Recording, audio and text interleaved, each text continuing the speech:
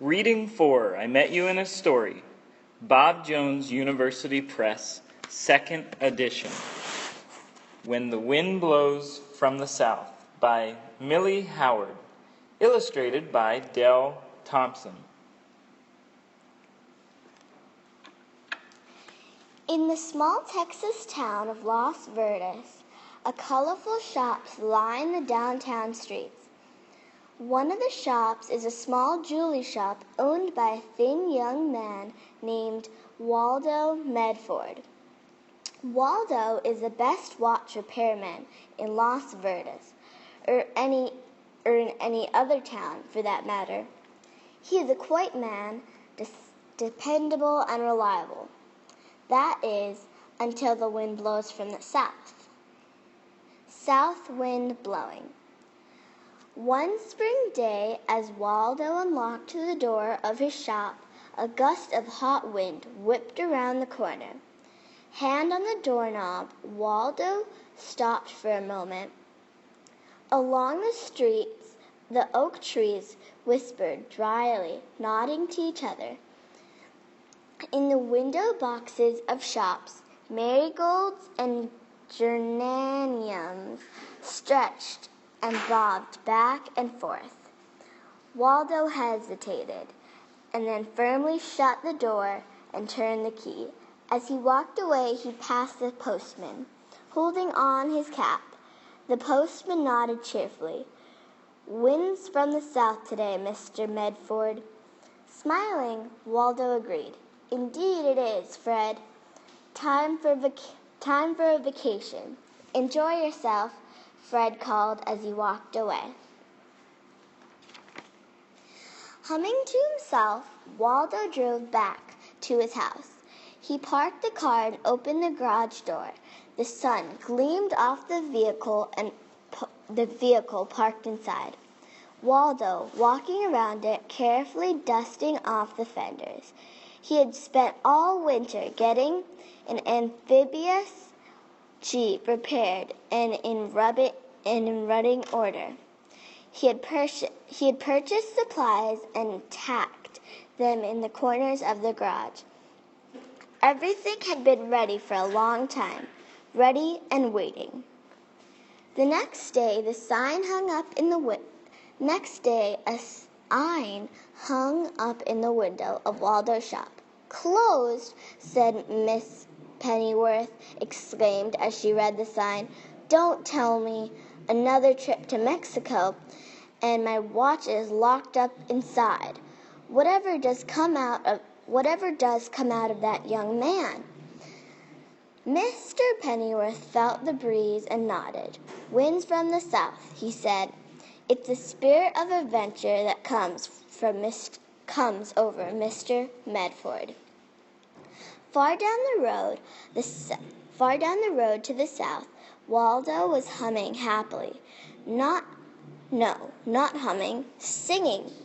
The strong, tender voice that sang in the church choir rang out cheerfully as miles spun away beneath the wheels of the Jeep. At the border of Mexico, he inched along with other cars. Then the custom inspection over, the Jeep roared away again, following the south wind. Mexico unfolded its treasures, opened bazaars in Nuevo Laredo, a festival in Monterrey, a bullfight in Mexico City. Then, wanting to see real Mexico, Waldo turned toward the coastal plain of the Gulf of Mexico. Leaving the highways, he traveled through small villages. He was delighted with the performance of the little Jeep. It roared easily over the roughest roads and took the water like a duck. In one little village, Waldo stopped to fill a tank of gas. The garage had only one pump, old and rusty. Leaning against it, drinking a Coke, was a 10-year-old boy with the brightest eyes Waldo had ever seen. "Buenos dias, senor. I am Pepe. Would you require ethyl, premium, or diesel?" The boy asked pushing a faded New York Yankees cap back on his head. Waldo stared in disbelief at the tank. All three in one tank? What's really in there? The boy grinned. Whatever Cousin Alfredo can find. Guaranteed to make your car run or money back. Waldo grinned back. As long as you have that much faith, fill it up. Muchachos, the boy called. Fill her up. Three little boys spilled from the gaping door in the garage. One pumped gas as the other two attacked the windshield with slightly clean rags. Pepe finished the Coke as he inspected the Jeep. This Jeep is funny, see? He said, running his hands over the bumpers. It is an amphibious Jeep, Waldo said, counting out his pesos. It runs in the water as well as on land. Aye, Pepe said admiringly. You must be a very rich man. Are you married? Startled, Waldo looked up. Why not? Why not? I'm not. Why no, I'm not. And I'm not rich. I bought the Jeep and repaired it myself. You have a girlfriend? You get married soon? Waldo laughed and shook his head. One of the little boys snapped his rag and stopped beside Waldo's door. Pepe, he's looking for father, he said shyly. Pepe want to go to America. Don't you have parents, Pepe? Waldo asked, puzzled. Pepe shook his head. No parents, I stay with cousins. They're okay, but someday I want to go to America. Well, I'm sure you'll make it, Pepe, Waldo said, hanging over the change and fumbling over a card with his name on it. He gave the card to Pepe and told him, If you do, look me up. Gracias, senor, Pepe said, beaming. I will. Grinning at the sun-browned little boy, Waldo gunned at the motor of the Jeep. They laughed and squealed, running to the shelter of the garage. Waldo roared away, leaving a cloud of dust behind. A few streets down, the battered pickup truck fell in behind him. When Waldo was out of the village, he turned toward the coast, and the pickup followed. The roads became sandier, and the trees gave way to shrubs. Waldo drove more slowly, braking to miss the sand turtle that crawled across the road. On either side of the road stretched swampland, broken only by two occasional bushes that fed by salt creeks from the ocean. A caiman slid off the raised clump of grasses and disappeared into the water. Waldo looked back. The pickup lurked behind him, and faces behind the windshield hidden by spattered dust. The only village for miles was behind them. In an impulse, Waldo turned a wheel and followed the caiman into the swamp. The Jeep churned through the wet grass and into the water. Waldo glanced back at the road. The pickup had stopped. Three men stood staring after the Jeep, gestured, and astonishment. Waldo grinned and pushed the accelerator.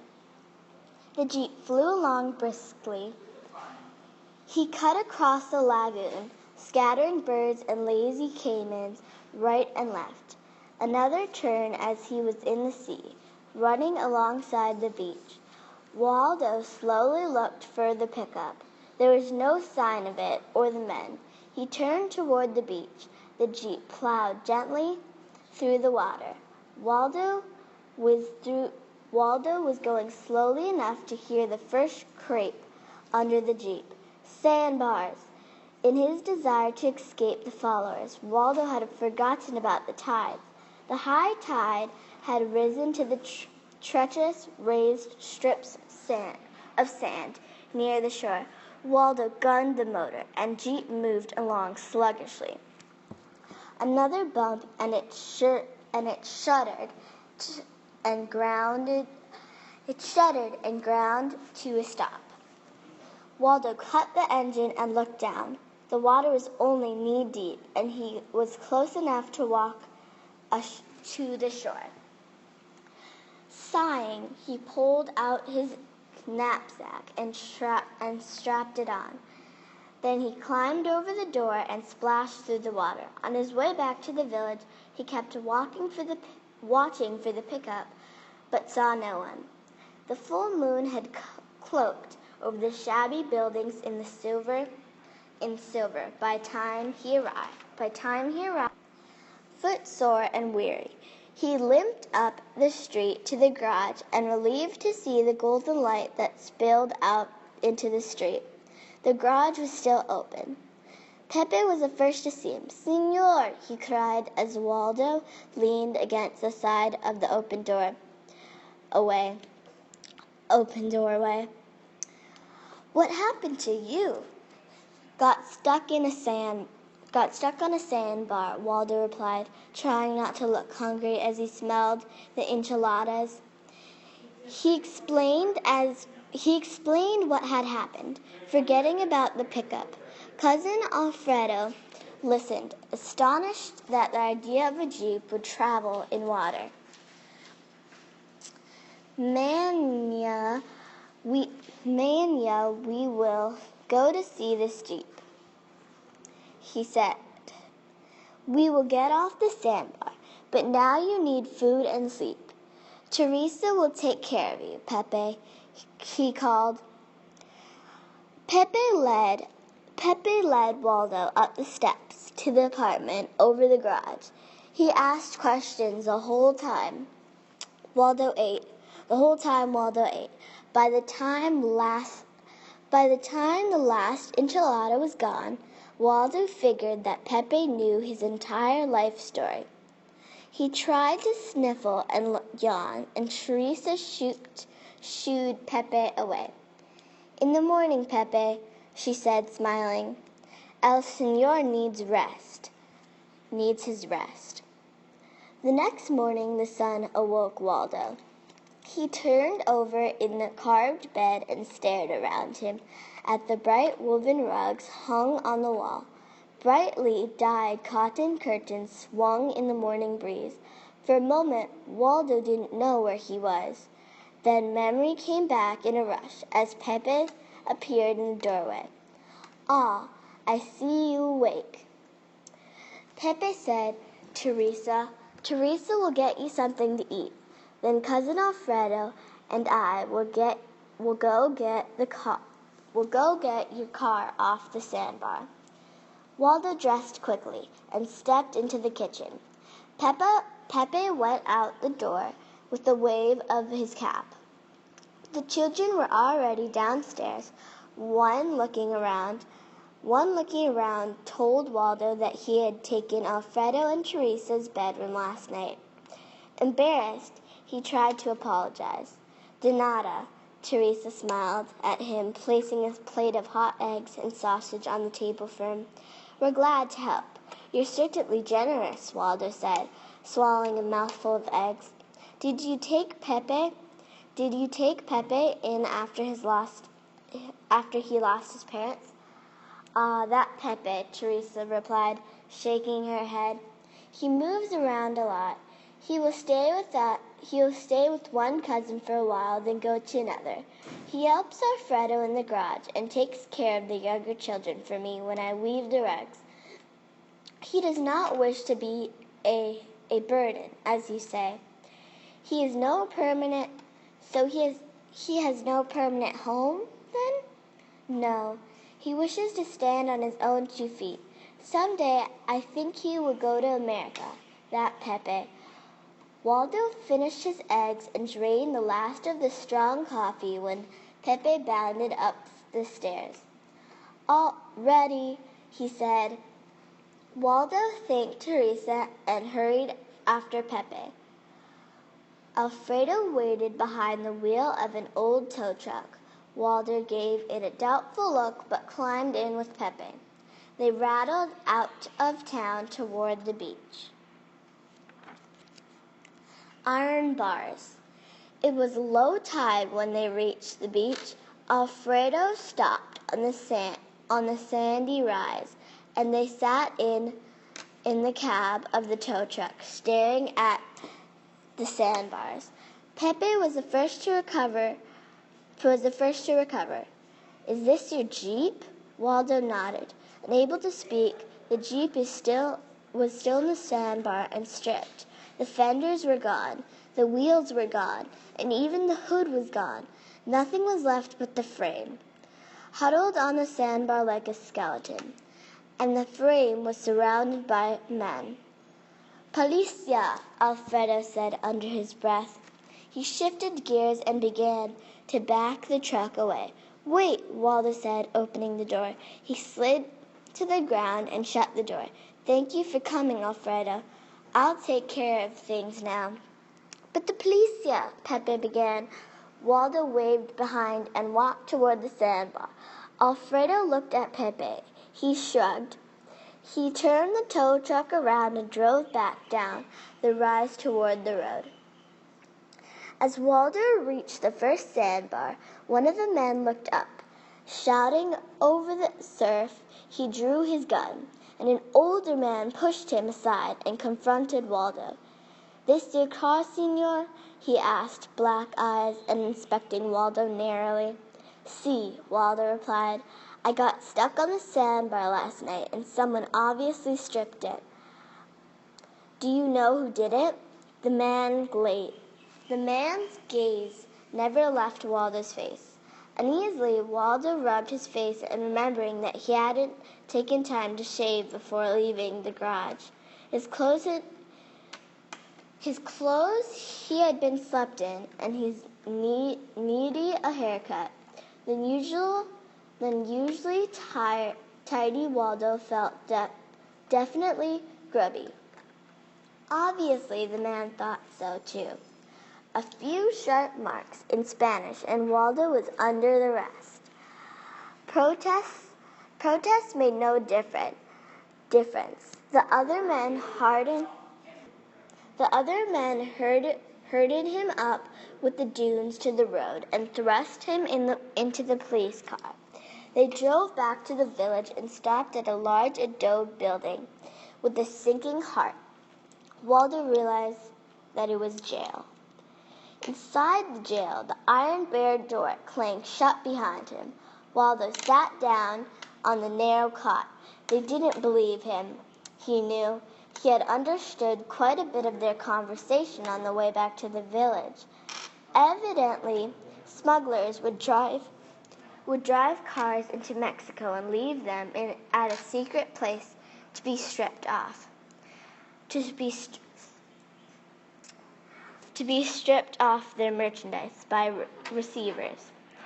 They thought he was a smuggler. Waldo listened unhappily to the excited talk in the office. His capture was something of a celebration. Gloomy Waldo wondered what the punishment was for smuggling. He soon found out. Late that night, he heard voices and bared. He soon found out. He heard voices bared when he heard voices at the bared window above him. Senor, Waldo saw Pepe's face appear between the bars. Waldo stood on the cot so that they could talk quietly. We get you out of here, Pepe whispered. You can't do that, Waldo hissed. I'll get into more trouble. Just wait, and we'll get this straightened out. That's what the last man said, Pepe whispered. Waldo blinked. The last man? The law is very strict with smugglers. Pepe said softly, "You could be here a long, long time, or you could disappear tomorrow. We must get you out tonight. But a lawyer could prove me innocent at the trial." "What trial?" No trial." "No trial?" "What trial?" No trial?" "No trial. These men work for smugglers. They think you cut in on their territory." "I'll get my things," Waldo said. Waldo hurried off, stuffed his belongings back into the knapsack. He strapped it on and waited near the barred door. A slight sound whispered across the silence, and then the outer opened to the next, and the outer door opened. In the next moment, Pepe appeared at the door with a key ring. "Hurry," he whispered as he opened the door. "The watchman will be back in a minute." Waldo hurried after him silently. They slipped out of the door and into the alleyway, where another shadowy figure awaited.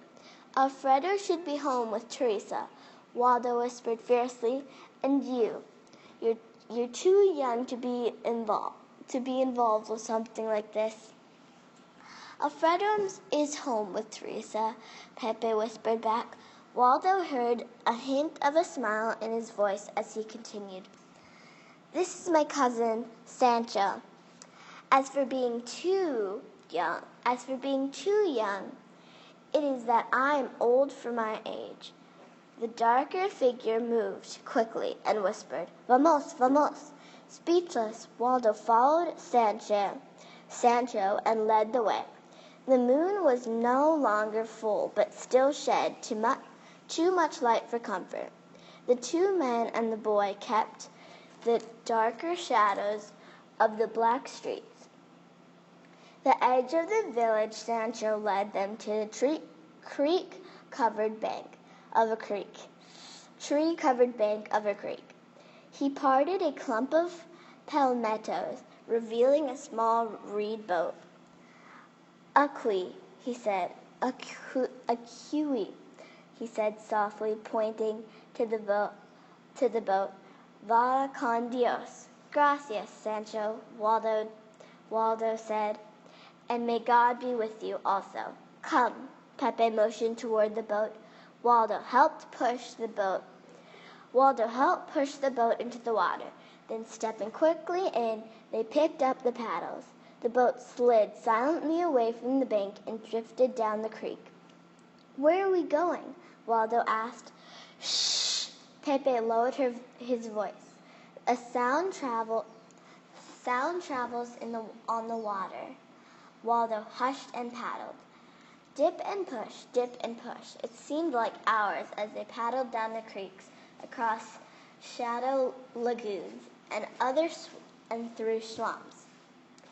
The occasional splash of a wakeful caveman tightened Waldo's nerves. As he passed beneath the high bank, something dropped from a root and slid silently into the water beside the boat.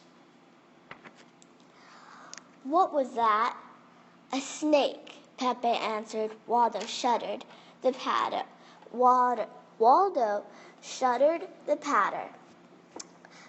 faster. The boat entered a large lagoon. Pepe motioned toward the light at the end of the lagoon. In a few minutes, the boat scraped against a wooden dock. As Pepe led toward the shack on the bank, the door opened.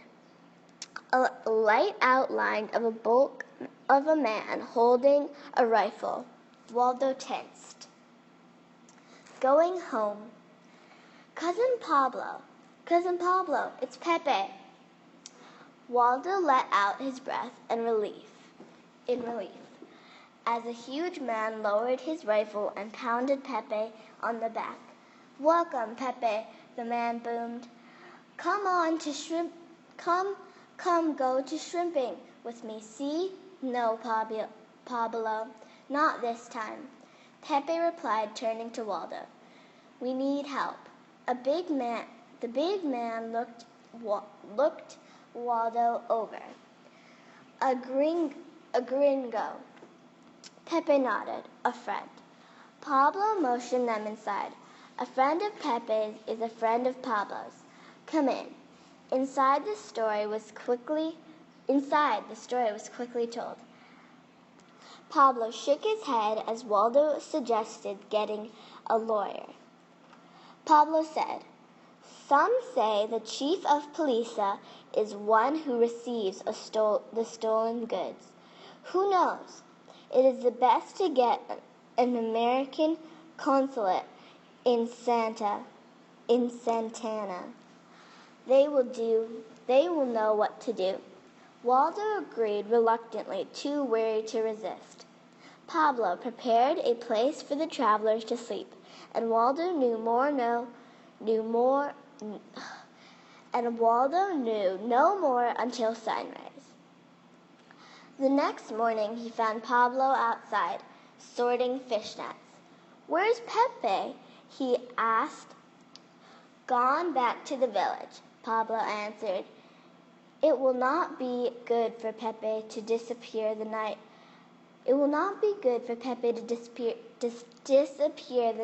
the gringo escaped from jail. He will return when it is safe. Waldo looked around the small wharf. "I certainly appreciate your help. What can I do to make myself useful?" Pablo grinned and handed him a fish net. "Always prepares," he grunted. "A manta ray got tangled in that net. Ripped a big hole. See?" By the time Pepe returned 2 weeks later, Waldo had learned to mend a net so that it was good as new, where he could find the biggest, juiciest shrimp and the best way to fix turtle soup. "Another few weeks," Pepe laughed, "and no more, and no one would guess you are the gringo. You just need black hair and one of your Pablo's sombreros." His voice trailed off as he looked at Waldo carefully. "It might work," Pablo agreed. "He speaks Spanish, and the sun has brown tin." He put a sombrero on Waldo's head and draped the syrup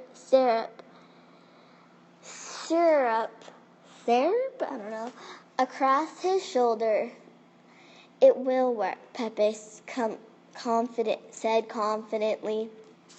"I don't want to get into trouble," Waldo said as Pepe darkened his hair. "I can reach Santana alone." Pepe shook his head. "The fewer people who see you, the better for the both of us. The chief of police sent out notices that you are a spy." "A spy? He figures that he will get you quicker that way," Pepe said. "If it is a smuggler, he doesn't want to bring anyone else into the investigation." "I see," said Waldo. Waldo said slowly, "Then how will we get to Consulate?" "There is a freight train to Santana that passes near the village," Pepe replied. "It doesn't stop, but it doesn't slow down on the curves. It does slow down on the curves. We can get on there." "But the train will be checked," Pablo protested. Pablo and Pepe grinned at each other. "We will ride the rails," Pepe said cheerfully. When Waldo stared, he added, "Catch on underneath the cars." 2 days later, a disguised Waldo and Pepe laid underneath the shrubs near the sharpest curve in the railroad. "Do you do this often?" Waldo asked grimly. When Pepe grinned and nodded, Waldo said, "Someone needs to take you in hand, you know that." "See," Pepe responded happily. They felt the train before they saw it. The ground underneath them shivered and shook as the big engine pounded around the curve. It rumbled past the trailing load of loaded freight cars, brakes screeching as it slowed almost to crawl. "Now!" Pepe yelled over the noises. Waldo flung himself after Pepe. They scrambled up the slope, running beside the train. They caught hold and swung themselves underneath the cars. Waldo felt a rip. His syrup yanked at his shoulder. He shrugged desperately, trying to keep his hold, and the syrup fell off. Waldo caught a glimpse of its bright folds, torn by the wheel and ripped off the rails. It lay fluttered on the side of the track. Waldo groaned. He might as well have lit a signal fire. There was no going back now. The train was picking up speed, and it rounded the corner. Pepe and Waldo gave up any form of communication in their effort to hold on. Following Pepe's example, Waldo wedged himself into a piece of iron, taking some of the strain off his hands, and the train rumbled on. For most, the ride they saw the flash of bushes as the train charged through the countryside. Then at one station it slowed. Pepe and Waldo watched helplessly as blue clay legs walked beside the cars. Then the train picked up speed and moved out the station without stopping. Pepe gave an okay sign, and Waldo remembered that the train went non-stop to San. Late in the night, the train screeched into the station. Pepe motioned to Waldo to wait until the box cars were switched onto the side yards. They scrambled out from under the car and ran stiffly across the tracks. Just as they reached safety of the buildings, they looked back. A squad of soldiers had entered the train yard. The train yard was beginning to search, and freight cars had just left. "They must have found my syrup," Waldo said. "Let's go." Pepe broke into a run with Waldo at his heels. They didn't stop until they were several blocks away. Then Pepe led Waldo across the town to a huge square building. "Consulate," Pepe said, pointing to the American flags. "Thanks, Pepe," Waldo said. "Come in with me." Inside they found one night clerk drinking coffee. "Where is everyone?" Waldo asked. The clerk gave him a surprised look. "Most people sleep at night, even us. Who might you be?" "I'm Waldo Medford." The clerk put down his cup sharply. "The spy? I'm no spy," Waldo said indignantly. "Anyways, how would you know about that? We have our ways too," the clerk said, looking Waldo over. "I'll say, you don't look like a spy." He reached for the telephone. "Hey, what's going on?" Waldo wanted to know. "The boss told me to call him if you were able to make it this far." The clerk replied, "You're a wanted man, you know. We'll have to get you out of the country. The kid, too." The bewildered Waldo sank onto the nearest couch when the consul arrived. He found Waldo and Pepe still sitting there, as confused as ever. Ushering them into his office, he tried to explain the situation. "I understand what happened," he said after listening to Waldo's story. "But this has gotten out of hand. It is no longer a case of guilt or innocence. Now it's become a